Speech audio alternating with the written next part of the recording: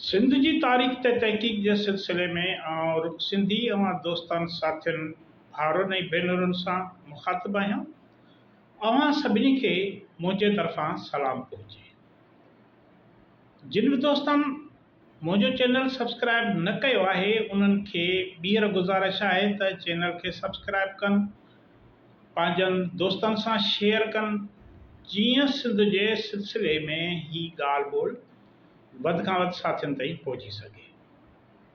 अॼु पाण सिंध जो हिकु अहम परगि॒णो आहे, तारीख़ी परगि॒णो आहे। अॼु उहो उन नाले सां सॾिजे थो, उन ते ॻाल्हाईंदासीं। उहो आहे साहिती परगि॒णो। हाणे साहिती परगि॒णो जेको आहे सो सिंध जो मर्कज़ आहे, सेंटर सिंध में, सिंध जे मर्कज़ में मौजूदु आहे। सिंध जे मर्कज़ में ही परगि॒णो मौजूदु आहे ऐं ही परगि॒णो माज़ीअ में इंतिहाई अहमियत लाइक़ु रहियो। हींअर बि हुनजी वॾी अहमियत आहे। हुते पढ़िया लिखिया माण्हू, बाशऊर माण्हू रहनि था, जिन जो सिंध जे सियासत, समाजी ऐं मादी तरक़ीअ में अहम किरदारु आहे।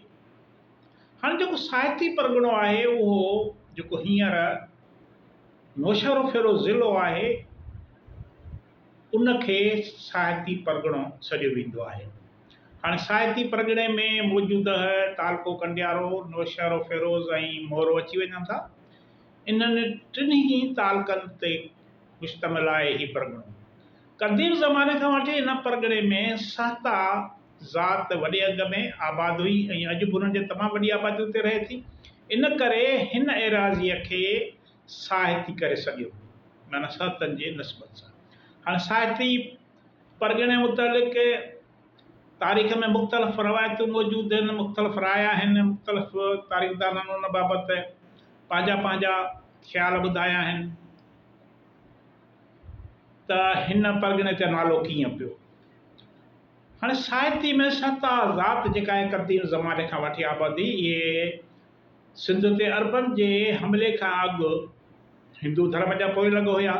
सॼी सिंध में हिंदू ऐं ॿुध धर्म जा पोइलॻ रहंदड़ हुया। जॾहिं मुस्लमान हाकिमनि, अरब हाकिमनि हिन ख़िते ते हमिलो करे उन ते कब्ज़ो कयो त हुननि सहतनि खे इहो ई इलाइक़ो जागीर तौरु ॾिनो। हाणे क़दीम ज़माने में साहिती परगि॒णो हिकु वॾी एराज़ीअ वारो परगि॒णो हो। इन अवाइली ज़माने में हिन परगि॒णे में लाखा, समा, सहता ऐं ॿियूं केतिरियूं ई समाट बिरादरियूं आबाद हुयूं। इन्हनि ज़ातियुनि जूं वरी केतिरियूं ई जेके मुख़्तलिफ़ वसंदियूं हुयूं, जेकी वरी पंहिंजे पंहिंजे बिरादरी जे सरदारनि जे नालनि पोयां सॾिबियूं हुयूं, जिन मां वरी उते ज़ातियुनि हुननि जनमु वरितो। हाणे ॿुधायो वञे थो त मोहड़ा संघ हाकिम हुयो, हुनखे 7 पुट हुया। उन में धारू हो, जंहिंमां धारीजा ज़ात ऐं उहा जेका धारीजा ज़ात हुई रोहिड़ीअ जे मथे हिसे में रहंदी हुई, उहा उन्हनि खे जागीर तौरु मिलियल हुई।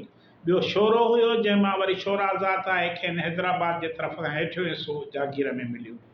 कोरो मां कोरीजा ज़ात आहे ऐं वरी सकरंड जे आसपास वारो इलाइक़ो संदन जागीर में हो। सहता जंहिंजे पोयां सहता ज़ात आहे ऐं कंडियारो, नौशहरो फेरोज़ ऐं मोरो तालका संदन जागीर में हुया। ऐं जंहिं इलाइक़े खे साहिती करे चवंदा आहिनि उते मंगण मां मंगणी जा ज़ात थी ऐं गंबट वारो जेको इलाइक़ो उहो बि उनजी जागीर में हुयो। उॼण, जंहिंमां वरी उॼण ज़ात आहे, हीअ पीउ जो वरी प्यारो पुटु ॿुधायो वञे थो ऐं पीउ जी जागीर संभालींदो हो उॼण। हाणे चचना में लिखियलु आहे त क़दीम ज़माने में साहिती परगि॒णो मौजूदु हुयो, माना अरबनि जे हमले खां अॻु बि ही परगि॒णो मौजूदु हुयो। इन नाले सां सुञाणप रखंदड़ हुयो।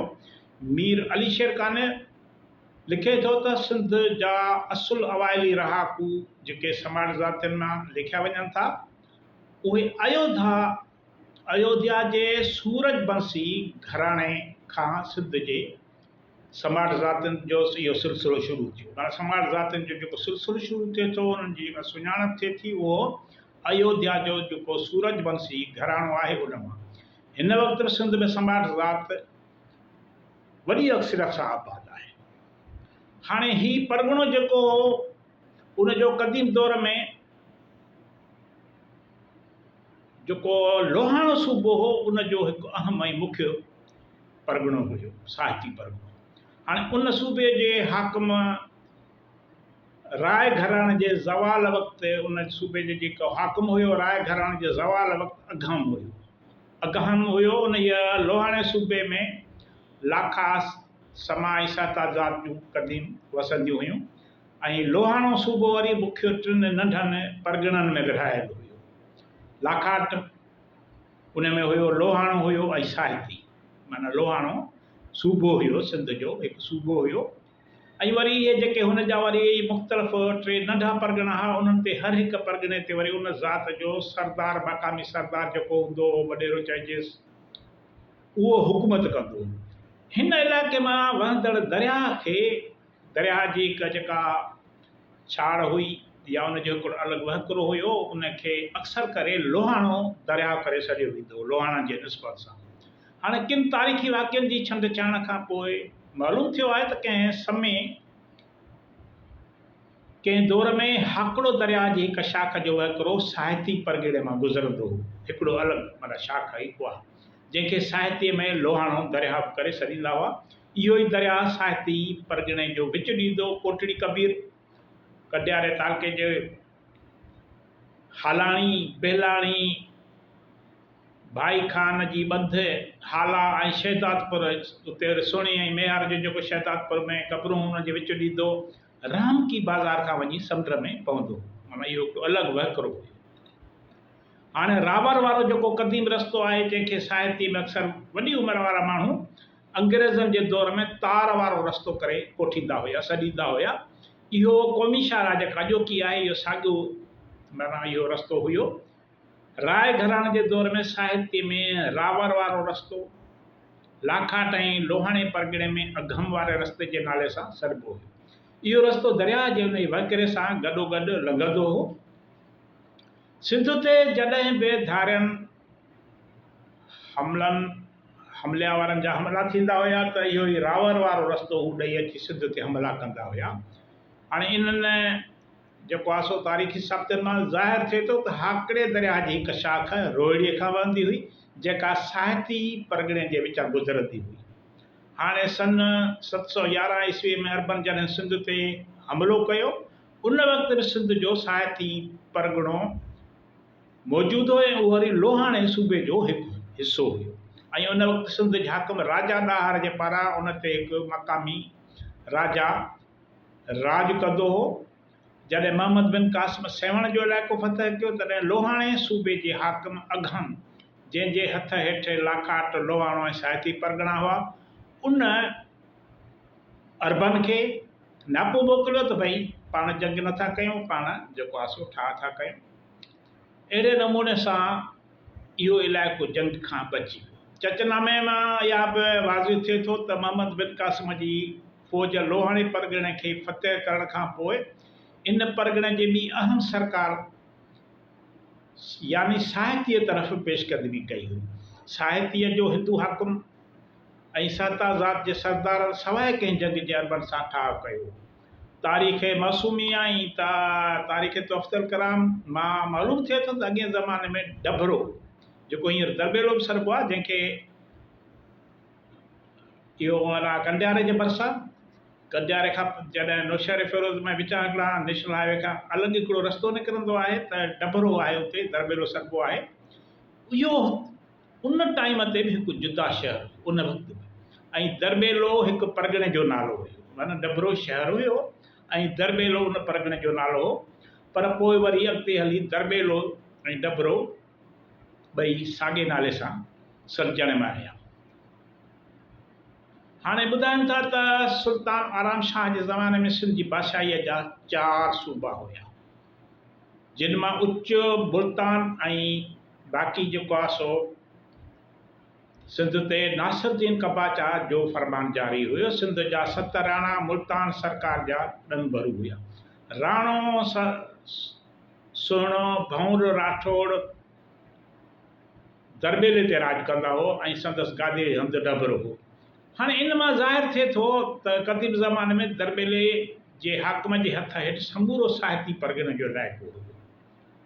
अहिड़े नमूने सां जॾहिं 1010 ईस्वीअ में सुल्तान महमूद गज़नवी मुल्तान ते हमिलो कयो, उन वक़्तु वरी बखर सरकार जो इलाइक़ो मुल्तान सरकार जे हथ हेठि हुयो, ताबियो हुयो। महमूद गज़नवी जे इन ई हमले वक़्तु बि साहिती परगि॒णो जेको हुयो पंहिंजे असुल हैसियत में मौजूदु हुयो ऐं डबरो जेको हो उनजो तख़्तगाह हुयो। इन ई अवाइली वक़्त में जेके बि सिंध ते उत्तर ऐं ओलह खां धारिया हाकिम काहे ईंदा हुया त सभ खां पहिरियां सेवण ते अची हमिलो कंदा हुया। इन दौर में सेवण धारियनि जे काहुन लाइ सिंध जो हिकु दरवाज़ो हुयो। सेवण साहिती जे क़दीम शहर ऐं तख़्तगाह दरबेले जे बिल्कुलु साम्हूं आहे। इन करे हू भला विच ते रुॻो दरिया हुआ, इन करे दुश्मन सवलाई सां हिन इलाइक़े में अची सघंदा हुया। समन अरगूननि ऐं तुर्खाननि जे दौर में साहिती परगि॒णे खे ख़ासि तरह सां वॾी अहमियत हुई। मिर्ज़ा शाह बेग जे वफ़ात खां पोइ मिर्ज़ा शाह हसन जॾहिं सिंध जो इक़्तिदार संभालियो, ॼाम फ़िरोज़ मिर्ज़ा शाह हसन जे ख़िलाफ़ जॾहिं बग़ावत जो झंडो बुलंद कयो ऐं साणुसि जंग कई, उन में ॼाम फ़िरोज़ शिकस्त खाधी ऐं गुजरात तरफ़ भॼी वियो। हाणे इन ई फतेह खां पोइ मिर्ज़ा शाह हसन सेवण खां थींदो साहितीअ जे तख़्तगाह दरबेले में आयो। इन मौक़े ते ख़ुशि थी शाह हसन अरगून दरबेलो जो इलाइक़ो मीर फ़रख़ खे जागीर तौरु ॾिनो ऐं पाण वरी बखर तरफ़ रवानो थी वियो। हाणे दिल्लीअ जा जेके मुग़ल शहनशाह आहिनि हुमायूं, शेरशाह सूरी, हुमायूं जॾहिं शेरशाह सूरीअ खां शिकस्त खाई सिंध ॾांहुं भॼी निकितो ऐं सिंध अंदरि रुलंदो भटकंदो अची बखर खां निकितो ऐं उतां वरी अॻिते वधी सेवण में अची पहुतो। उन ज़माने में सिंध जो जेको हाकिम शाह हसन अरगून हुयो, हिन सिंध जे सभिनी दरियाई पतलनि जे मलाहनि खे हुकुम ॾिनो हो त को बि मअज़ूल शहनशाह खे दरिया पार करण लाइ ॿेड़ी न ॾी। हुमायूं सेवण खां मोटंदे दरबेले खां दरिया पार करण ते घुरियो। उन वक़्तु सिंध जेको वॾो आलम ऐं दरवेश हुयो मखदूम नूह मीरबरनि खे ॿेड़ियूं ॾियण लाइ चयो हो। मखदूम नूह मीरबरनि खे ॿेड़ियूं ॾियण लाइ चयो ऐं अहिड़ी तरह हुमायूं सिंधु दरिया पार करे साहितीअ जे इलाइक़े में दाख़िल थियो। इन ज़माने में दरबेले जो हिकु बासर रईस हो, अरबाब दाऊद बिन उमर शाह सातो। उते अची हिन जेको आहे सो बादशाह ड्राबो कयो। हिन बादशाह जो घणो आदर बाग हुयो। लबे तवारीख़ सिंध वारे उन जे सिलसिले में वरी तवारीख़ ताहिरी जे हवाले सां लिखियो आहे त उते सहतो जेको सरदार हुयो उहो हाकिमियत कंदो, मक़ामी सरदार। हाणे हीउ जेको इलाइक़ो आहे सिंध जो साहिती परगि॒णो, हाणे त हींअर परगि॒णा न आहिनि मौजूदा दौर में। जेको आहे सो इंतिज़ामी जेको सेटअप आहे उहो डिवीज़नूं, ज़िला, तालका अहिड़े नमूने सां सेटअप आहे, नओं सेटअप। उन में परगि॒णा अॻे न त चाटका परगि॒णो हूंदो, साहिती परगि॒णो हूंदो, लाखाट हूंदो, मुख़्तलिफ़ परगि॒णा हूंदा हुया। पर हाणे इहे परगि॒णा पंहिंजो हैसियत मतिलबु इंतिज़ामी हैसियत उन्हनि जी न रही आहे, बाक़ी तारीख़ जो हिकिड़ो हिसो आहिनि। ऐं अॼु बि माण्हू उतां जा मक़ामी माण्हू उन्हनि जेके परगि॒णनि खे पुराणनि नालनि सां यादि कंदा आहिनि। दादा तव्हां किथां जी? असां साहिती परगि॒णे जा आहियूं। हाणे अहिड़े नमूने सां असां वटि काफ़ी अहिड़ा परगि॒णा आहिनि जिन ते पुराणे दौर में जेके नाला हुया उहे पंहिंजी अॼु बि सुञाणप बरक़रार रखनि था। त हाणे हीउ जेको साहिती परगि॒णो आहे सिंध जे मर्कज़ में आहे, मर्कज़ी ज़िलो आहे, नौशहरो फ़िरोज़ ज़िलो आहे। ऐं हिते जेको आहे सो सिंध जी क्रीम पढ़ी लिखी आबादी रहंदड़ आहे। तमामु वॾा वॾा अदीब, दानिश्वर हिन इलाइक़े सां वाबस्ता आहिनि, हिन इलाइक़े जा रहायशी रहिया आहिनि।